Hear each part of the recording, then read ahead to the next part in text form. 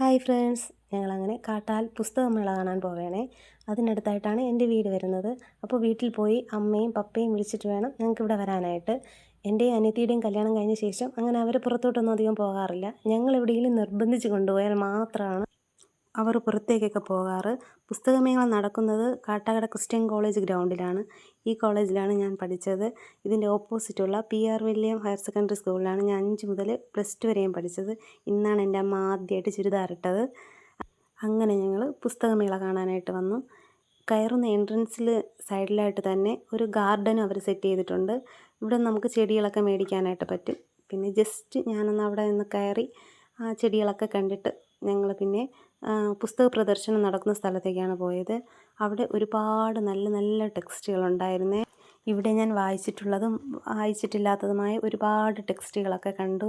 Just എല്ലാം ഒന്ന് നോക്കി ഇഷ്ടപ്പെട്ടതൊക്കെ മേടിച്ചു. ബെന്യാമിൻ്റെ ടെക്സ്റ്റുകളൊക്കെ എനിക്ക് ഒരുപാട് ഇഷ്ടമാണ്. ഗള്ളിവറുടെ യാത്രകൾ, ഇത് ഞങ്ങൾ സ്കൂൾ ക്ലാസ്സിൽ പഠിച്ചിട്ടുള്ളതാണ്. പിന്നെ എൻ്റെ ഏറ്റവും ഫേവറേറ്റ് ആയിട്ടുള്ള മാധവിക്കുട്ടിയുടെ ടെക്സ്റ്റുകൾ കണ്ടു. പിന്നെ സാധനങ്ങളൊക്കെ മേടിക്കാനായിട്ട് അവിടെ ഒരു സ്റ്റാൾ ഉണ്ടായിരുന്നു. അവിടെയൊക്കെ ഒന്ന് കയറി കുറേ സാധനങ്ങളൊക്കെ കണ്ടു. നമുക്ക് ഇഷ്ടപ്പെട്ട സാധനങ്ങളൊക്കെ മേടിച്ചു. പിന്നെ ഞങ്ങൾക്ക് ഏറ്റവും കമ്മലൊക്കെ ഇഷ്ടപ്പെടുന്നവർക്ക് ഒരുപാട് കമ്മൽ കളക്ഷൻസൊക്കെ ഉണ്ട്. ഇത് മാത്രമല്ല, കമ്മലിന് വേണ്ടിയിട്ട് മാത്രം 3ഓ 4ഓ സ്റ്റാൾ ഉണ്ട്. അങ്ങനെ അവിടെ എല്ലാം പല ഫ്ലേവറിലുള്ള കാഷ്യൂ നട്ട്സൊക്കെ ഉണ്ടായിരുന്നു. പിന്നെ അതൊക്കെ മേടിച്ചു. പിന്നെ നമ്മളെ നൊസ്റ്റാൾജിയ ഉണർത്തുന്ന കുറച്ച് സാധനങ്ങളൊക്കെ ഉണ്ടായിരുന്നു. പുളിമുട്ടായിയും ജോക്കർ മുട്ടായിയും ജീരക മുട്ടായി. ഇതൊക്കെ 90s കിഡ്സുകൾക്ക് പറഞ്ഞാൽ മനസ്സിലാകും. കാരണം നമ്മുടെ എല്ലാം നൊസ്റ്റാൾജിക് ഐറ്റമാണ്. അങ്ങനെ എനിക്കിഷ്ടപ്പെട്ട കുറച്ച് സാധനങ്ങളൊക്കെ ഞാൻ അവിടെ നിന്ന് മേടിച്ചു. ഇന്ന് ഞങ്ങളുടെ ഫുൾ ചിലവ് പപ്പയായിരുന്നു. അങ്ങനെ പപ്പ ഞങ്ങൾക്ക് ഐസ്ക്രീമൊക്കെ മേടിച്ച് തന്നു.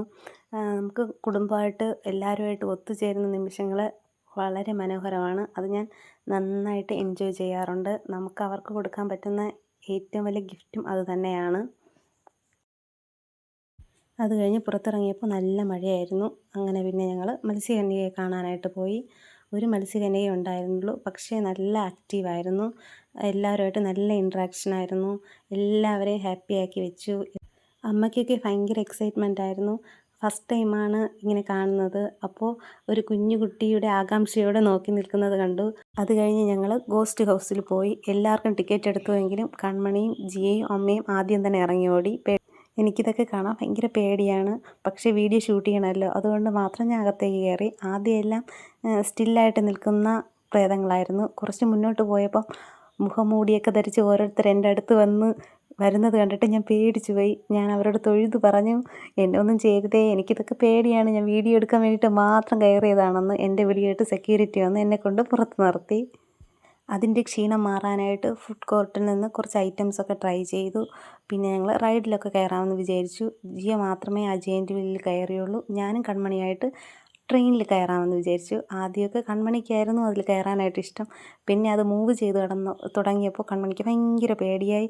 കൺമണിക്ക് എങ്ങനെയെങ്കിലും ഒന്ന് അതിൽ നിന്ന് ഇറങ്ങിയാൽ മതി എന്നായിരുന്നു. പക്ഷേ അങ്ങനെ പേടിക്കാനൊന്നുമില്ല, ഭയങ്കര രസമായിരുന്നു. എനിക്ക് നല്ലതായിട്ട് ഇഷ്ടമായി. പിന്നെ ഞങ്ങൾ വിസ്മയയിൽ ഫുഡ് കഴിക്കാനായിട്ട് പോയി. അവിടെയായിരുന്നു കാറും പാർക്ക് ചെയ്തിരുന്നത്. അപ്പോൾ ഞങ്ങളുടെ വീഡിയോ ഇഷ്ടമായാൽ ലൈക്ക് ചെയ്യണേ, കൂടെ സബ്സ്ക്രൈബും ചെയ്യണേ. അപ്പോൾ okay, bye, God bless U.